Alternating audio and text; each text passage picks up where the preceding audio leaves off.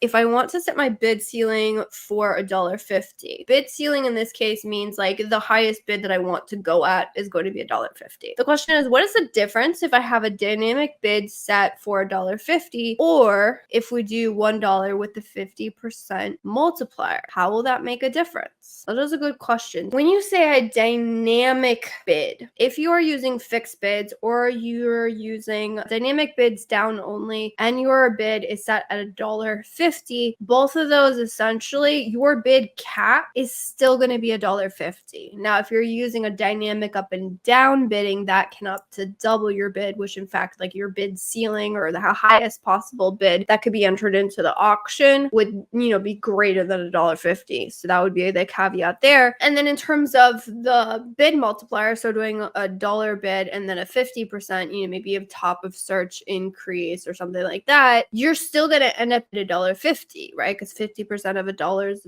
50 cents. $1 plus 50 cents is $1.50. So in the case of the bid ceiling and where your bid could eventually end up, what is the highest possible bid I can enter in the auction? These two things are exactly the same. The bid ceiling is not going to change. However, when it comes to the impressions and the traffic that you will get for both of these, that is where things get a little bit different.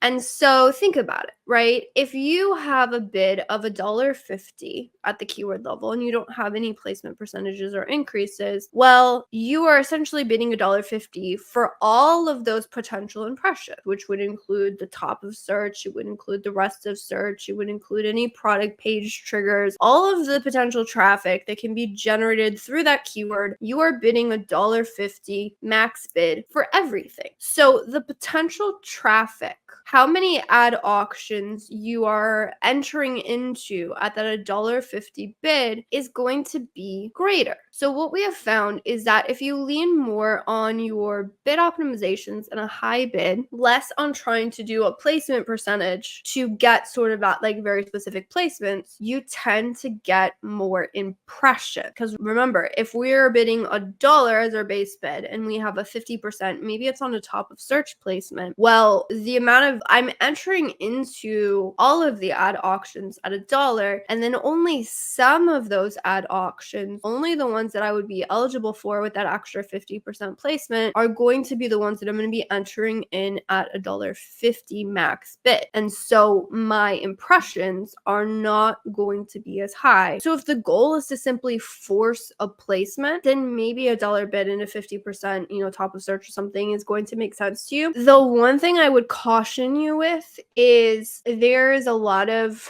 talk these days on trying to force a specific placement. Until we get negatives in the placement percentages, which to be honest, I don't know if we ever will, it is extremely difficult to force Amazon's hand 100% of the time to only make one placement work or not. And there's a lot of people who look at the performance of things and really want to force that placement. What I have found is that if your entire goal is to force a placement, oftentimes you end up giving up something or it doesn't perform. So I don't want you to think of it as I need to use placements to force something. I would look at it, what is the outcome that I desire? So in this case, if my outcome that I'm desiring is for ranking purposes, I would say what strategies are going to make the most sense in terms of me being able to rank. If I'm trying to get profitability, I would say what strategies are going to be the most effective in terms of profitability. Forcing a placement or trying to get more on a specific placement for a campaign is a lever to pull if there's a specific outcome that you're looking for. So it's a really effective lever if you know how to use it and you know when and you know why to use it. What I find is that the people who are trying to force placements because that is the best, or quote, that's what I should be doing, or